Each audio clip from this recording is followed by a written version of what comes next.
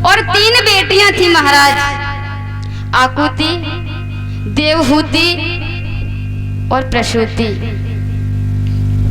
और उत्तानपाद बड़े ही धर्मात्मा राजा थे, बड़े ही सज्जन स्वभाव के थे। अपना राज्य बड़ी ही खुशी से चला रहे हैं। बताया न्यायाधीश राजा भये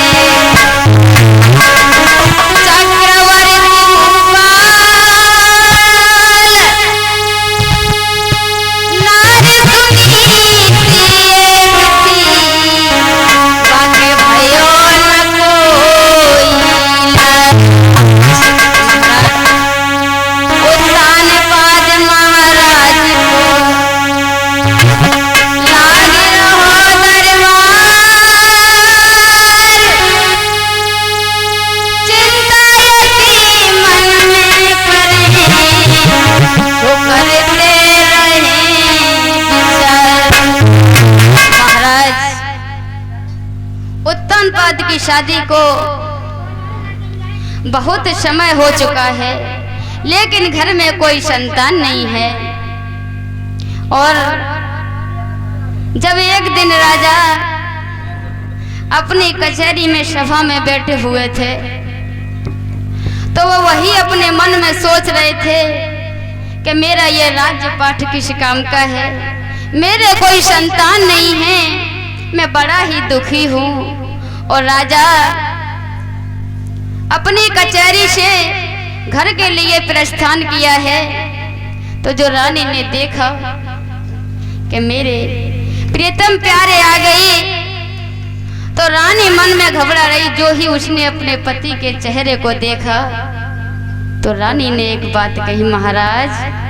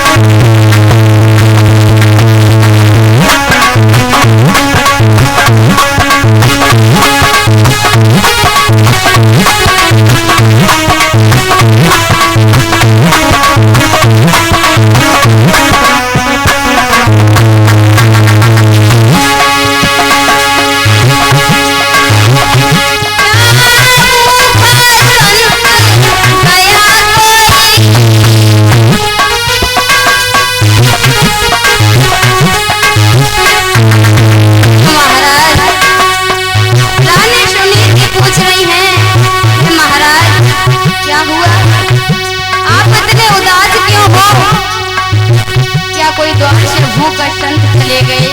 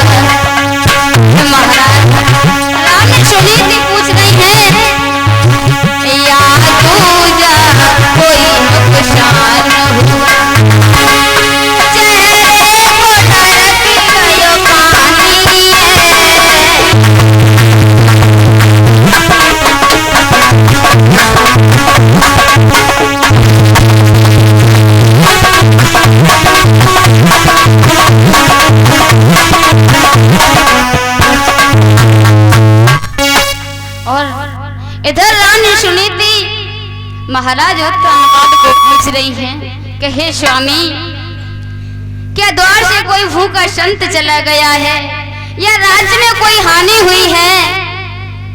तो राजा कह रहे हैं नहीं रानी, ऐसी कोई बात नहीं है। पर रानी कहा बताऊं आपको? तो राजा रो करके रानी से कह रहे हैं प्रिय, दुख अपने की कहा सुनाऊं, रानी सुनीति से कह रहे हैं, दुख अपने की कहा सुनाऊं, मेरे दुख की ना सम्मान, नाल के ओ मेरी रानी दोनों का जीवन बेकार।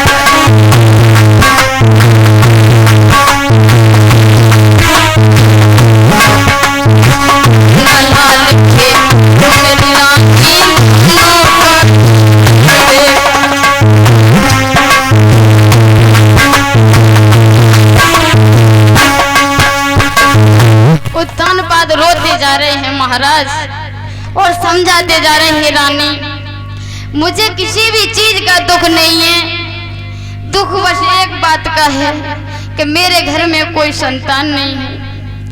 तो रानी राजा को समझा रही हैं कि महाराज आप चिंता न करो, ये तो हमारे और तुम्हारे किस्मत में लिखा ही नहीं है कि यदि संतान है, ये तो प्रभु की लीला है।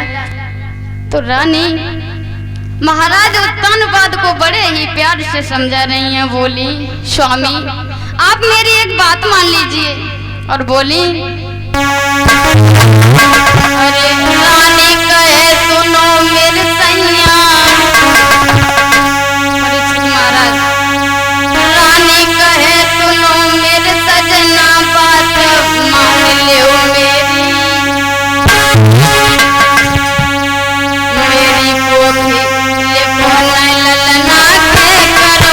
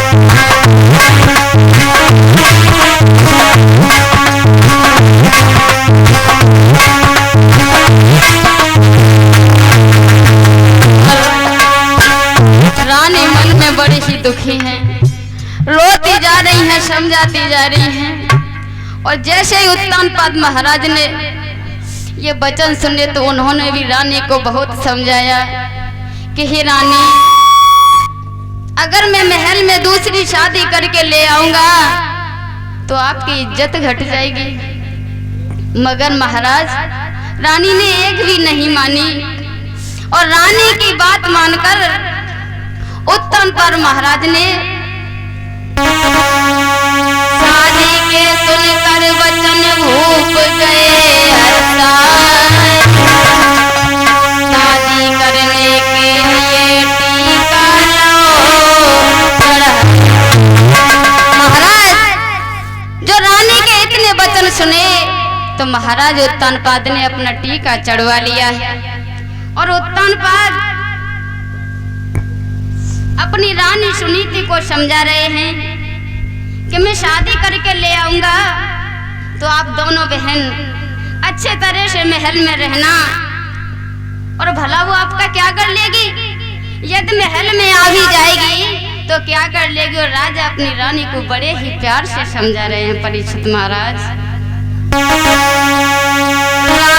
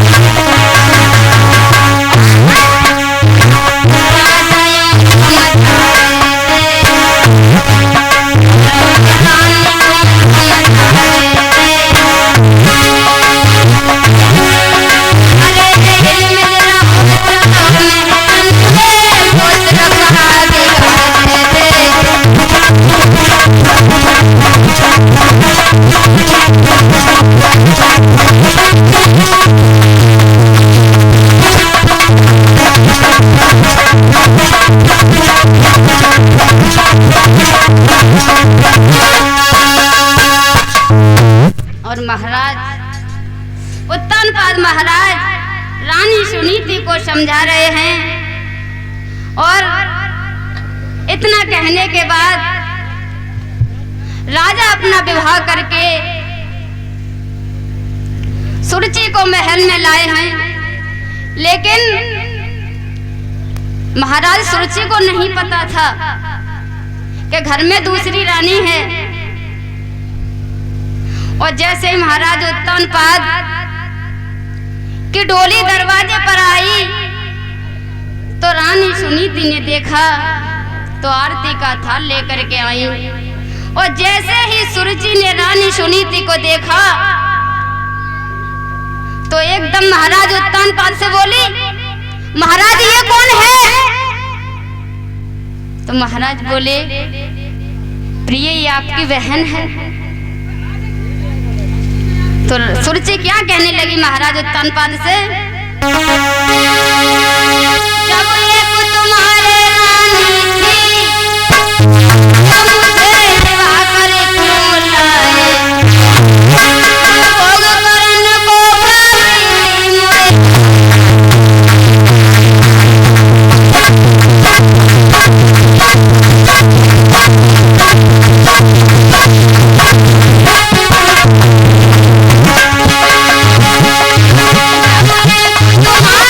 तुम्हारे